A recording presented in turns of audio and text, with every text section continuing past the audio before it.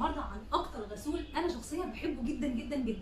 كل اللي يعرف صيدليه دكتور ماجد خيري من سنين واحنا دايما بنتكلم عن المنتج ده، بقالنا سنين بنرشحه لكل واحده بشرتها جافه، كل واحده بشرتها جافه وكل واحده محتاجه غسول ما يؤذيش بشرتها ولا يشيل الزيوت اللي موجوده في بشرتها تستخدم غسول بايفيز الاسباني.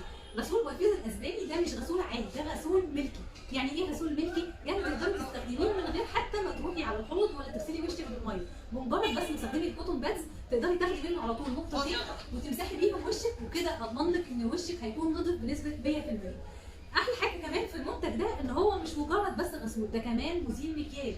يعني هتستخدميه غسول، هتستخدميه مزيل مكياج، هتستخدميه كمان لتفتيح البشره.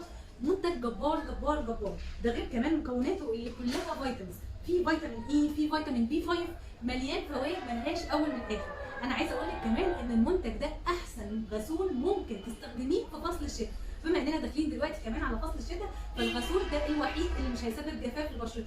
كل واحده بشرتها جافه، بشرتها عاديه، حتى لو بشرتك مختلطه وتيجي في فتره الشتاء بيحصل لها جفاف، فالمنتج ده هيناسبك بنسبه 100%. هينضف بشرتك حلوه قوي قوي، هيشيل اي مكياج موجود على بشرتك، وكمان هيرطبها وكمان يفتحها.